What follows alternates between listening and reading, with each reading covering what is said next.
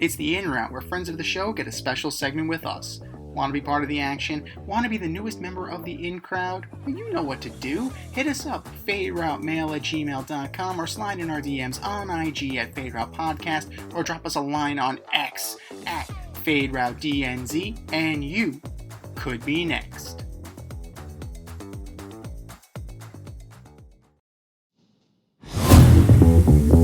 We're here with Mark Connor, the author of It's About Time, Millions of Copies Sold for My Dad. And Mark, you recount the devastating loss of your early manuscript and notebooks in San Francisco. So an event that included the theft of a 170-page manuscript of your first novel. So how did that theft of an irreplaceable work ultimately change your approach to writing? And how long did it take you to embrace the mentality that it was your responsibility now to rewrite that? Right.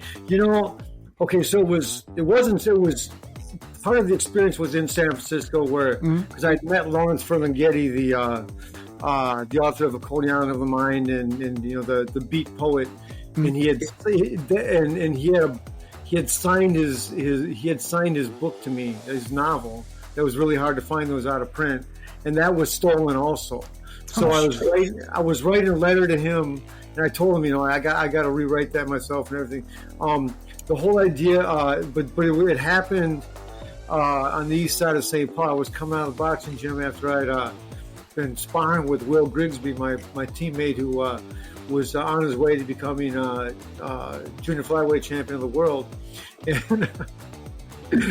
there was I was late going there, and I had left my backpack on the passenger seat of my car, and there was a brick in the place of my backpack.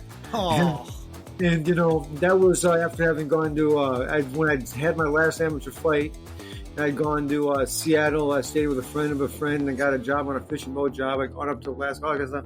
So anyway, that was devastating, and I cried. I started crying right there, man. I was crying, and it's Minnesota. It's like 27th, 28th of February, and it's below zero.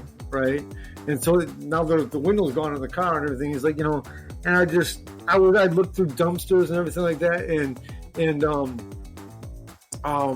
right away I decided, I just have to rewrite it again. I just have to rewrite things. I did rewrite that manuscript, and that manuscript's been sitting for years. Right, I've got an idea of a trilogy with it, but I haven't gotten around to it. That's part of the whole thing about it. Calling my book It's About Time, because I procrastinated a lot of things. I did actually finish the first draft of that in 1996, and then I put it aside. I was trying to revise it a bunch of times. That's when my father had this argument with me about, you've been talking about a big novel forever, and what can I say? I mean, it's just we all have our failures in life, but I didn't have, so I've written a lot since then, and I just thought, some ways I look back and I think there are a couple of things in there that I wrote that I'm kind of glad maybe if they would have gotten published, I wouldn't have been happy with them, so there you go. All right. So way to look at the writer side of it. Yeah, and actually, I mentioned in one poem, and I mentioned throughout the story that I'm telling, 3 or 4 times I mentioned guardian angels watching over me, watching over my family, and I think in some ways my guardian angel was watching over me then. But this, like the direction your life's going, this is what's got to happen. This is what happened now. This is what's going to go next. Like this, you got to figure out where to go from here. And I do believe that God guides us, and that the real challenge for us is to try to figure out humbly and honestly, try to discern what God's will is, and just pray for the grace to carry it out. And the hard thing to do is just to accept some things, like, okay, I just have to do the next thing right now, and I'm not in charge. Right. So getting out of the way is super important, and just letting the work happen. More often than not, like we want to try and take control, but at the end of the day, like, we don't have control. Right. Like it's not in our control. We don't have control of anything, really. Not too much. Very little. Yeah. Very little. And sometimes you just have to surrender to what it's going to be, and everything happens for a reason, and you maybe figure that silver lining down the line, but you got to just roll with the punches. Yeah, that is true. That is true. You got to roll with them, but you know what? You learn to roll them, and you learn as you roll. Sometimes you see it open, you come back with one. Come back harder, right? Yeah. Or like if you watch some of the greats like Roberto Duran, sometimes the way you roll with one, you can have one coming from the side that you're rolling away from. But don't get me talking about boxing style for too long, or we'll go on forever. Nothing wrong with that. This is a sports show after all. We're good with that. But poems like Ever Since and Halfway Around reveal the difficulty and intensity of your personal relationships and that deep emotional life that fuels your poetry. How do the conflicts and desires in your romantic life serve as a catalyst for your writing? And is it a challenge to bear such intense private emotions for public consumption? It is a challenge to bear such intense private emotions for public consumption. When I write something like that, it's usually to someone that I'm not in communication with, not able to say it to. And I put it on paper, and so that's how that goes. And then, so then the other part of the question, please say that again. Oh, sure. So how do the conflicts and desires in your romantic life serve as a catalyst for your writing? Well, this book, I say a number of times that I'm expressing the values of love, family, and life. And I even say it in one poem, in the poem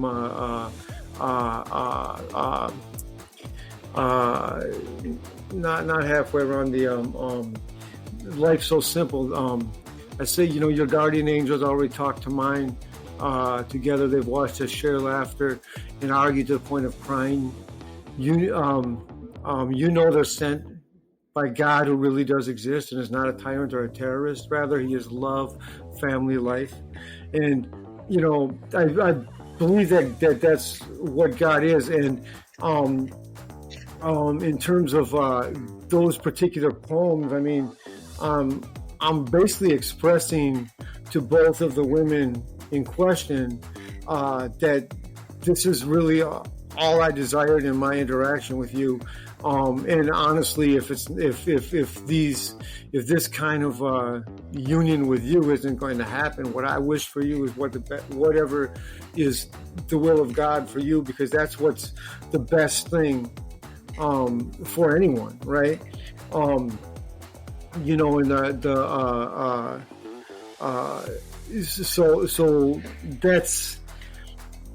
that's what I'm getting at with those particular poems. But in terms of I'm gonna specify that question one more time. What's the motivation? So how is that conflict? How is that desire in that romantic life? Like, how is that inspiring your writing? Like, how is that fueling the fanning the flames, so to speak?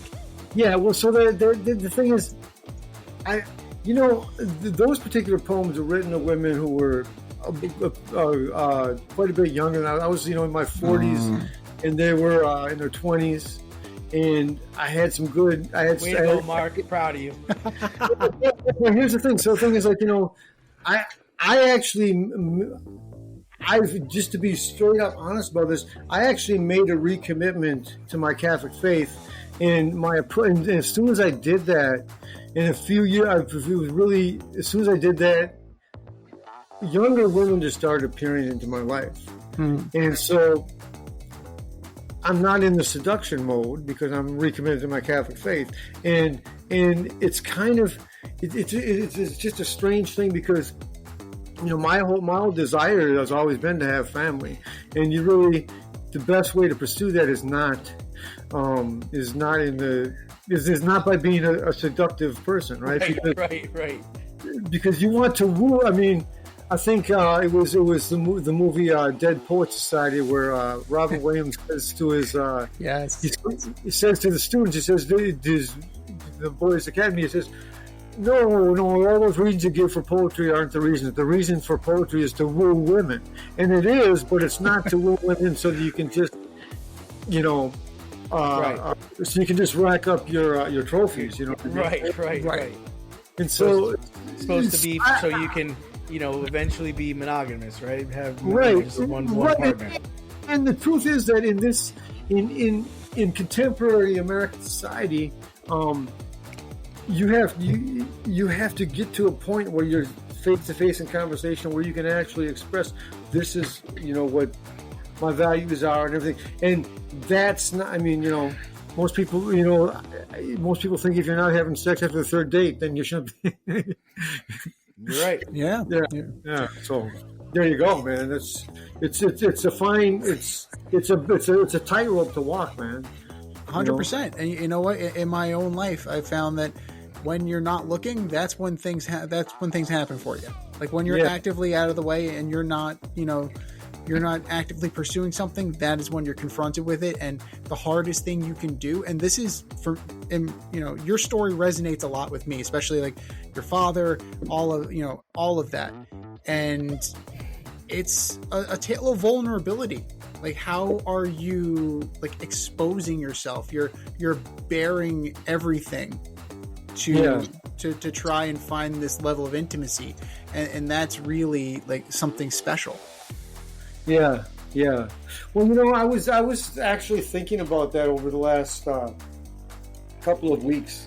I've gone to there's this place called the Demontreville Retreat Center, and it's a Jesuit retreat center just outside of St. Paul, and I've gone there the last 5 years, and it's a silent retreat, and I'm just kind of trying to figure out for the next year, what direction is God trying to send you. And at that time, I was thinking about this, and I'm thinking about this more the last couple of weeks. Is that whoever comes into my life, I'm just gonna. You can't just be too blunt. You can't just sit right because you don't scare people away. But I'm just going to be honest about the whole thing, because if the earlier you can explain yourself and make someone understand, this is the direction I'm going in life. Do you want to go this direction or not? The easier it is, to figure out whether you go forward or not. And two, it's honest, so you're not playing a game. You're not wasting her time. You're not wasting your time. You know what I mean? No, 100%. And that also kind of ties back to what we were talking about before, in terms of hiding behind a screen and how things have changed. And personally, my fiance and I, we met online, and it was just an instant click. And it was one of those things that I wasn't necessarily looking for her, but I found her, and it's been nothing but exceptional ever since. And it's exactly what I could have possibly hoped and asked for, and I'm thankful every day that I found her. Well, congratulations. I hope and pray that that you do get married as you're planning, and also that you're blessed with the right amount of kids. Well, I already have 2 stepkids, not officially, but that's you have a nice little family plus a cat. So so we'll get you out of here on this one, Mark. The book blends memoir, personal reflection, and poetry, and it's unique. It is an absolutely unique manuscript. But why did you choose to structure the book by wrapping the stories and context around the poems you've written, and as opposed to presenting the poems as a simple collection of collected works? Yeah. Well, the point at the end of chapter 1 where I talk about I had this argument with my father, how come you haven't published a book? Should you be able to publish about 5 novels? But I always talked about being a novelist. I always liked writing. I always liked fiction and the presentation of novels and short stories more than poetry. I like poems. I can write poems. I can recite them. But they're usually one shorter piece. And I think that kind of novelistic form is more of an entertaining and more of a fulfilling kind of experience for the reader. And Lou Reed once said about his music. He said a record album should be consumed kind of like a novel. You should listen to it from beginning to end. And I like that kind of, if I'm going to be presenting poetry, I like presenting it more in a form that is going to be a bigger production than just a list of poems. And the guy I mentioned, I keep mentioning this guy in interviews, and I guess he's lucky I mentioned him. But the two jacket quotes on the back are Danny Klecko and Dan Flynn. Dan Flynn published this book called, he's the first guy I showed the manuscript to, called Famous Minnesotans Past and Present. He's listed in the credits as my literary advisor. But Danny Klecko, I mentioned him in the book itself, in the story. The first three poems, I premiered them in 2019 at the downstairs in the Clown Lounge at a place called the Turf Club in St. Paul. And the thing is, he kept telling me, publish a chapbook, publish a book of poems. I said, no, I got this novel I want to, no. And so I was going to get a book published, and he's going to help me. And then, like I say, metaphorically, there was such a big snowstorm when the night I premiered it, you could say it got stuck in the snow because it went by the wayside. And then I wrote this book. When I decided I'm going to write this book, I said, I knew what I was going to write. I knew what the story was. And I'm just going to write, okay, here are these poems, and this is the story going with them. And so I'm writing kind of about what led up to writing that poem and so forth. I just like the way it goes. I visualize it as being, I kind of visualize it as if you could make it into a movie or anything like that. It's kind of the story of my life. So I figured it was kind of a more interesting way to present those poems, and the poems kind of enhance the story. So that was the decision to do it. That's what really led me to deciding to structure it this way. It's funny you mention that, because it does feel like song lyrics and liner notes, now that you mention it. Kind of like an old school 45. Just having that, It's actually, It's really cool. That's a pretty novel approach. No pun intended.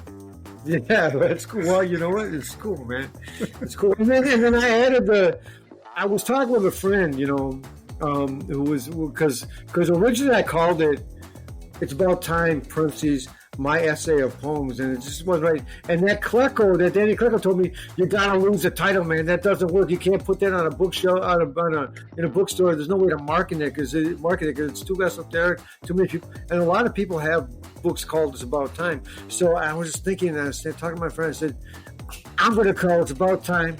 Millions of copies sold for that. And he said, no, you can't do that. You can't do that. But watch me. Yeah. And the thing is, it's kind of a smart-ass way of saying it, but it also kind of, it's a subliminal thing. Like, hey, you look at it, like, did this sell millions of copies? Maybe I should look at it, But and it's also, it's in that.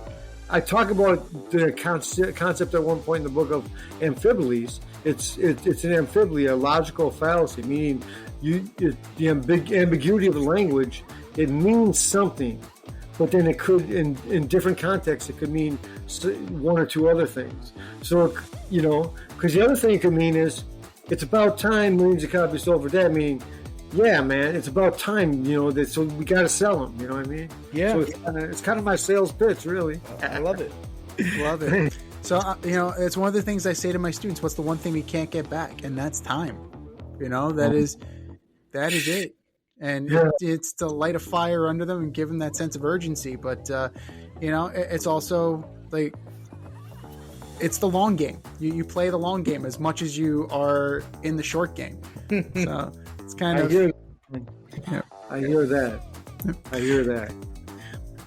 Well, award-winning author, It's About Time, millions of copies sold for Dad, Mark Connor, thank you for joining us on the In Route. And where can our listeners find you? Where can they find your book? And what do you have coming up next? Okay. You can find the book you can get it through two sources: Amazon, which is the most common source, and there's another platform called Lulu, Lulu. And you can get to both those platforms by going to boxersandwritersmagazine.com, which is all spelled out. It's a website that I have. And that's going to take you all either to Amazon or to Lulu, whichever one you decide to purchase it through. If you go now, it's still only $14.99. It's going to go up to $20. So over the next month, probably you might get the discount on it. So that's where you can get it. I did say I do have a website called boxersandwritersmagazine.com. Now, most of the stuff you'll find on there is old stuff. I haven't been putting a lot on there. I'm planning to put some more on there. Like I said, I had the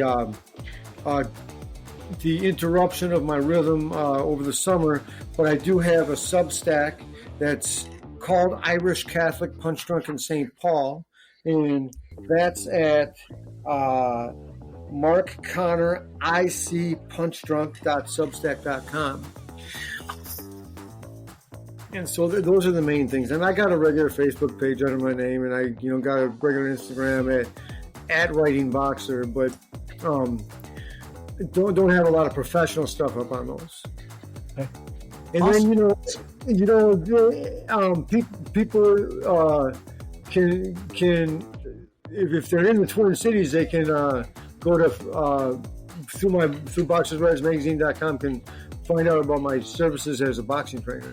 And, hopefully one of these days soon I'm going to see you guys in New York, because I've threatened to move there and be a trainer out there for a long time, but I'm going to take a trip out there soon. So it'd be really cool to say hello to you guys. Yeah, we'd love to see you. We actually had a boxing trainer on a couple weeks ago.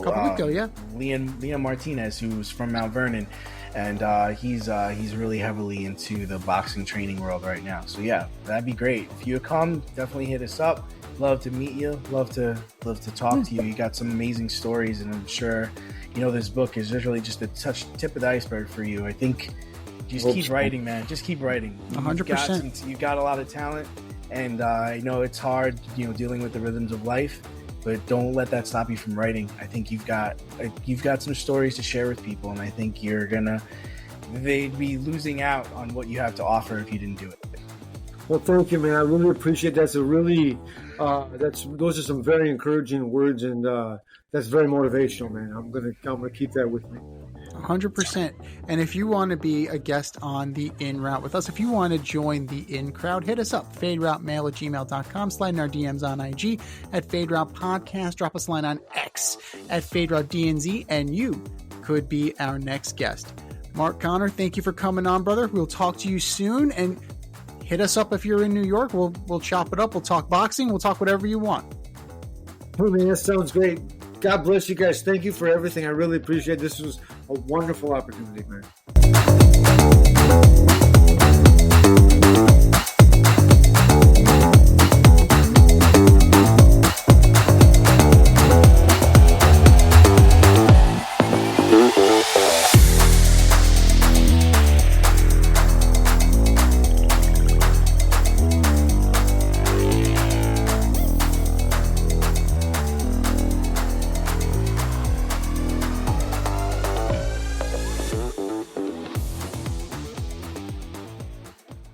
Thanks for listening to this episode of our podcast. If you liked what you heard and you want to hear more, be sure to like and subscribe on your favorite podcast platform. Leave us a review, rate us 5 stars, turn on subscription notifications, and share on social media. Tell your friends and spread the word.